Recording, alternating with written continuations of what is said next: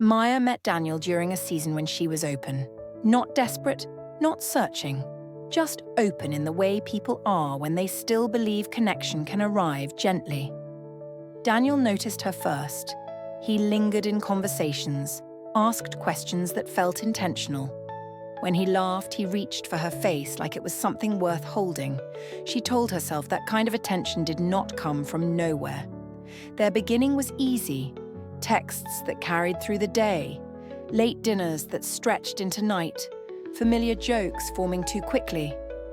Daniel showed up just enough to feel present. He remembered small details.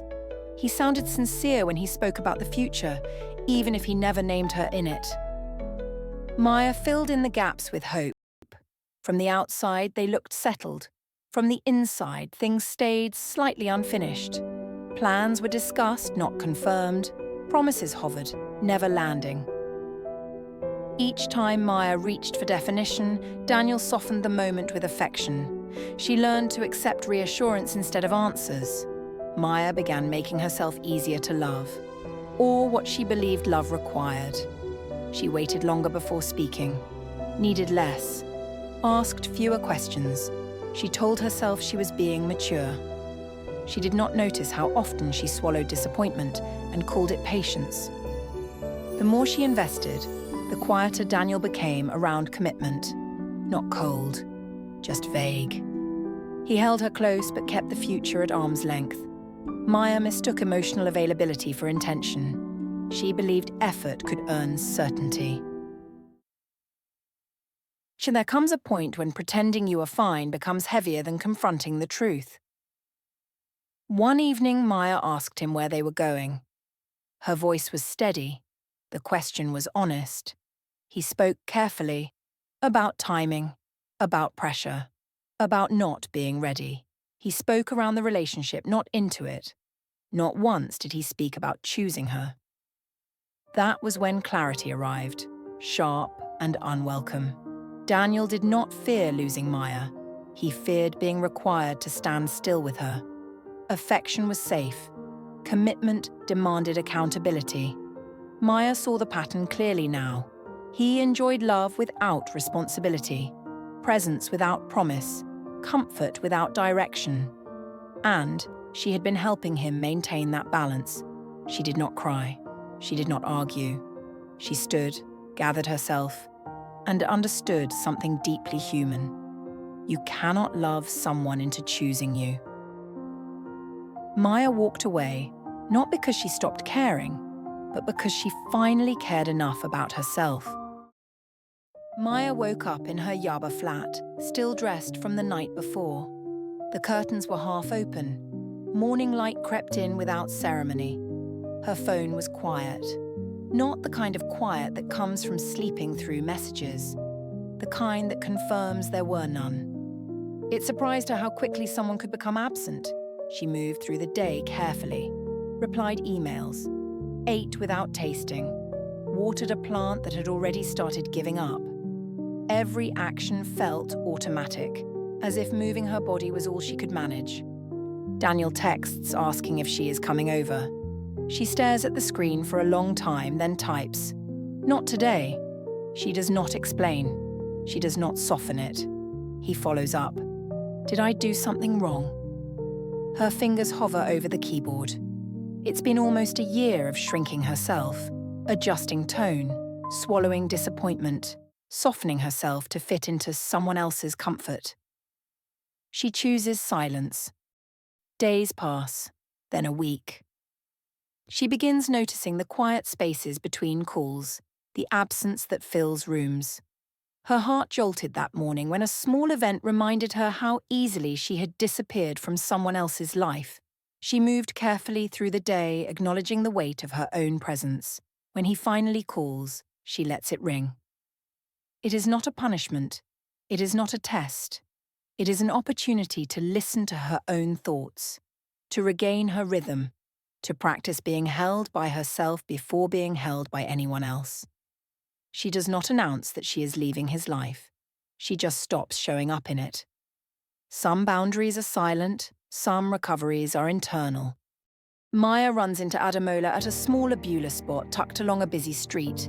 Plates of sizzling amala and a gouffé steam between customers. The air smells warm and alive, crowded yet familiar. Secondary school acquaintance. A smile that recalls corridors long gone. Talking to him feels effortless, comfortable, no performance, no expectation. They sit, share stories about Lagos, work, life's small oddities. Maya notices her chest unclenching. Her shoulders relax. Her laughter comes naturally. Adamola's mother's 60th birthday. Parents' 35th wedding anniversary. Family everywhere. Expectations thick in the air. He asks if she would come with him, as his girlfriend, for appearances only.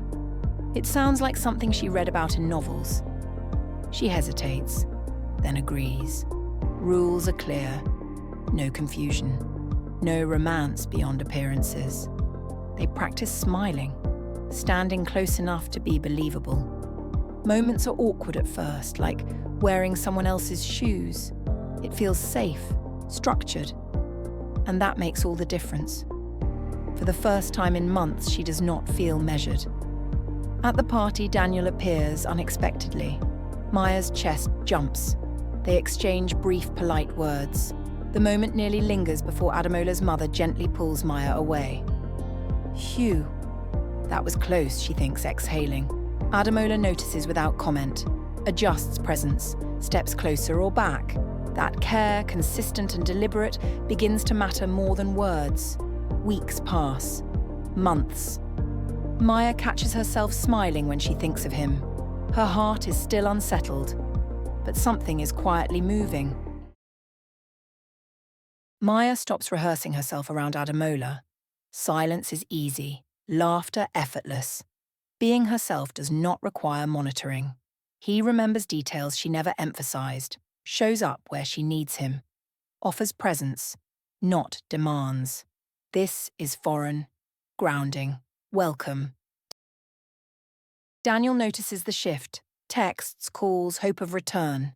Maya lets them go unanswered. She feels no loss, only clarity. Is this protection? Is it growth?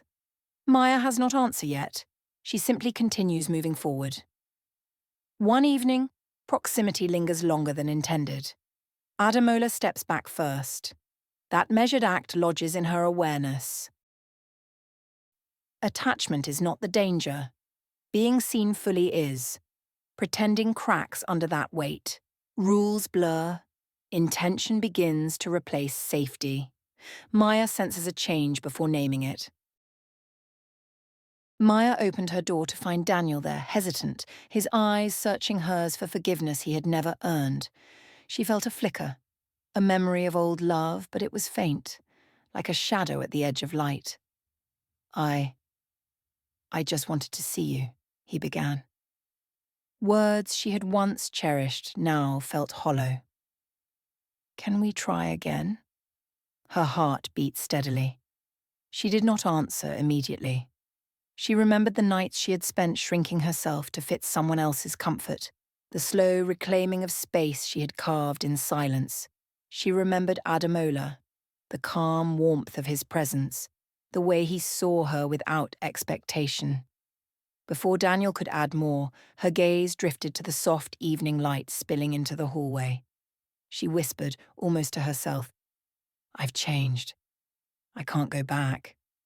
Daniel's shoulders slumped, a shadow passing over his features. He was a part of her past now, a memory tinged with lessons she would never forget, but no longer a place she would linger. That night, when the door closed behind Daniel, the air felt lighter, unburdened. She walked to the balcony and took a deep breath, city lights stretching endlessly before her.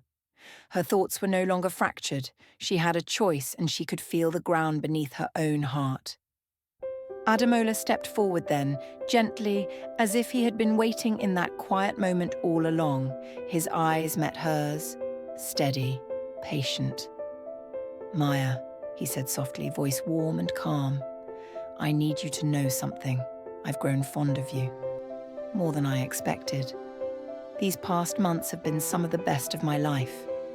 But I will wait. I will wait as long as you need to be ready. I don't want to rush what should be real." Maya looked at him, really looked. She saw care, patience, and an unwavering steadiness. Everything she had been craving without knowing it. Her heart, once bruised and wary, softened. The air between them was quiet but full, each word a bridge towards something alive and true. I don't know what comes next," she admitted, voice barely above a whisper. Ademola smiled gently. "Then we take it one day at a time. Together, if you choose." Her lips curved into a genuine smile for the first time in months. The shadows of old love of Daniel lingered at the edges of memory. But they no longer weighed her down. Her heart was awake, alive, and ready for what was real.